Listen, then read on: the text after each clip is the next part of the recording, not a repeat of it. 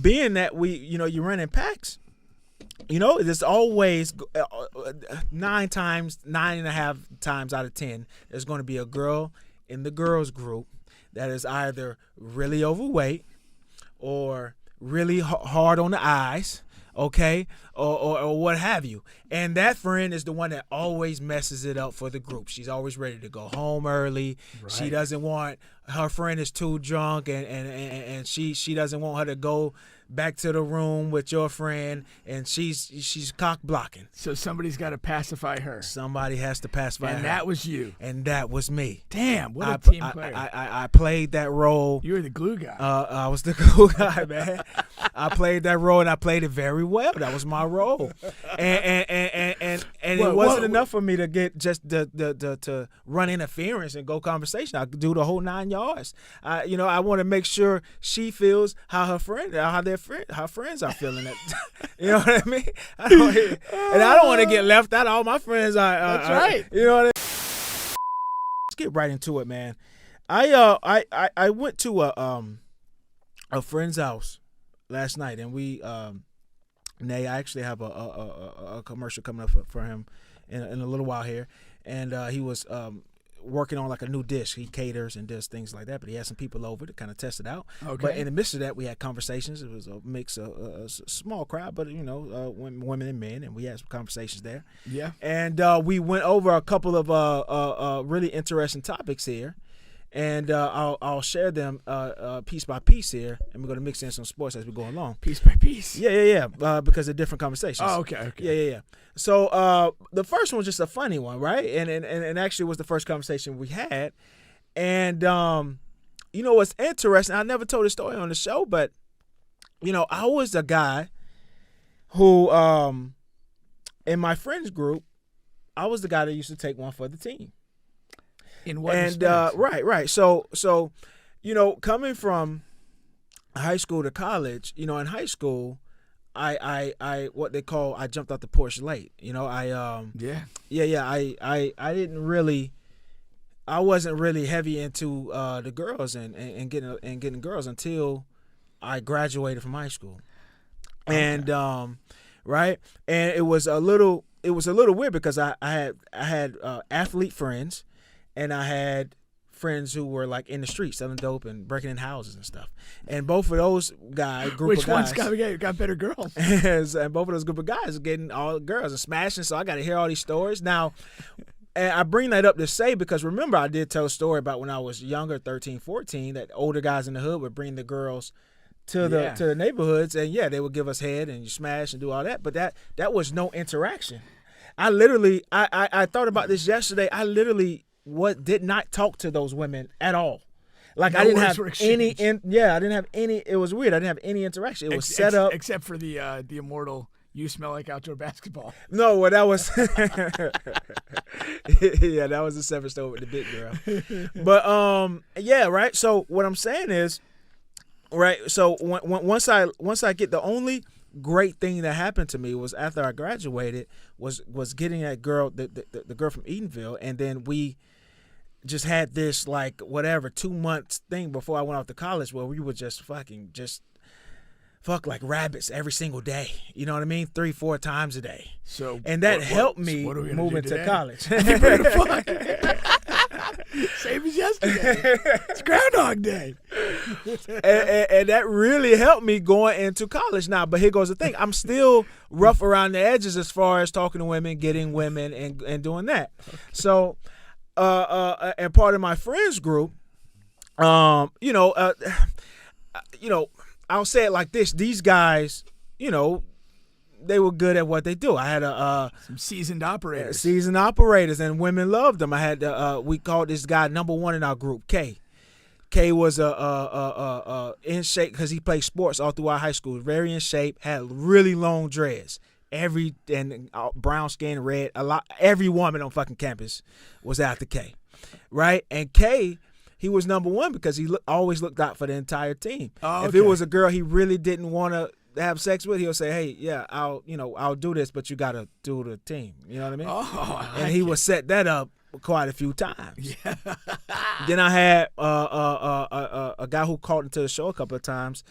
a little buddy Steve, taller guy, 6'3", you know what I mean? Waves make you sick, you know, and women like them too. Then we had 2 guys that were in fraternities. We know how that goes. And then there's me. Sort of in last place here. You know, I'm a little rough around the edges. You're a dead weight. How'd you not get cut? Dead weight, but this is how I earned my keep. I would take one for the team. So we all ran in packs. The girls and the guys, you know, you get your group, you get your clique, and that's how you do it, right? So much so, people at college will understand. Like, if you go to the calf without your group, that's a real problem. It's a problem. You go to the calf without some, you know, they feeling salty because you was hungry and went to the calf without them. All right, and so being that you run in packs.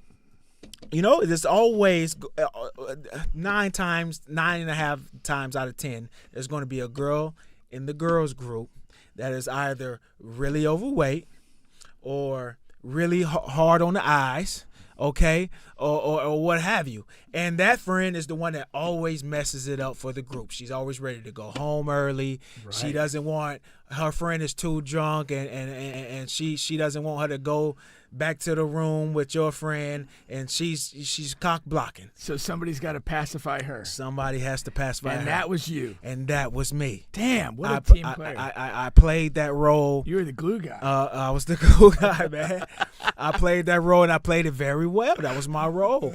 And it wasn't enough for me to get just to run interference and go conversation. I could do the whole 9 yards. I want to make sure she feels how her friends are feeling it. You know what I mean? I don't want to get left out. All my friends are. That's right. You know what I mean? All right. Now, that wasn't my role throughout the entire college. You were able to work your way up in the pecking order? I'm happy to say I ended up number 1. Oh! Stunning turn of events. I ended up number 1, man. Started from the bottom, now we're here. Whoa, I didn't see that coming. I ended up number 1. But the thing is, man, yes, I used to take one for the team, all big blocks, ugly blocks, all blocks. What's the biggest bubbles, one you had to take down for the team? I got pretty nasty with it, man. North of 3 bills? I don't know about 3 bills, but I got pretty nasty with it, man. And there's nothing wrong with that. All the young guys out there, sometimes you have to take one for the team and embrace your role. Okay, and one day you might be the number 1 guy. That's right. How did you take over the number 1 spot? I'm baffled. It started with. I'm glad you asked. It started with the first super attractive girl that showed interest in me. All right. Okay. Brittany Broomfield. I'll never forget her. And Brittany Broomfield was so damn fine. And she actually asked one of my homeboys, hey, what's up with Bubba? Da, da, da, da. And I always see him with those big ugly girls. And the best thing about it was the crazy and the most. It was like the whole team was so excited for me because they know what I've been dealing with. What's up, Eb? What's up, Just Black? They know what I have been dealing with this, for 2 semesters and what I've been smashing and what I've been. And then Brittany comes along and she's so fucking fine. And the whole team for the next month and a half, everybody's on. Okay, we got to get Bubba and Brittany. What's you know what I mean? Everybody every day asking for updates and whatnot and doing this tips and going on. How it started there. And how long did this courtship go on before you scored? I'm going to be honest. I'm assuming here. You scored. I did not score. No. I did not score. No way. I'm young, right? So I'm going to tell you something. You fumbled the ball. You could say I fumbled. It was the first case and only case I ever had of putting the coochie on the pedestal. I did that, and I didn't know at that time that's what it was, but that's what I did. This the first. I mean, I'm talking about this. I really, you know what I'm saying? Yeah. She was really fine to me, and you just couldn't handle that. I couldn't fucking mentally. I'm like, what does she want with me? You know what I'm saying? Really? At that time, you know what I'm saying? If I can go back, whatever. I know. And experience is a valuable tool. Yeah, this is how we started in Just Black. We got off to a late start, so I had to come in. He's amazed you dropped first and last names in that story. but I mean, that's because he didn't score Just Black. Yeah. I didn't score. If he scored, there'd be a little bit of confidentiality, maybe a little discretion. No. I didn't score. I didn't score with Brittany. And yeah, so. Okay. You're one shot in the spotlight. And you fumble. How did you get back to the top spot? Well, that's what I'm saying. So increasingly, you just you get better quality and quality, right? And then I come and I take over for bringing some for the team. You got the classic here in Orlando. You have things. So I'm setting up plays, and it's just about how much your home turf, and the other guys aren't Orlando guys. Right. So I'm and then I'm hooking people up. It's about what you can bring to the team and the quality that you have. Yeah. And that's how you take over the number one spot. And then did any of these other guys what happened fall was off? they like did. Maybe, They did. Drug use or no, not drug use. Dysfunction or something. K cut off his dreads, and that was over for him. He cut off. What a disastrous He cut off his dreads. And then Steve got into a relationship that killed him. And so you can say I rose to number one by default, but I don't like to look at it that way. Yeah. I don't like to look at it that way. I don't like to look at it that way. That was a war of attrition that you managed to hang on for. Probably as nobody was gunning for you. No, it was still a mantle to be had. Okay. This story did not have a happy ending, Just Black. Basically, Bubba dropped the bag. His team gradually fell off and moved on, and he was the last man standing.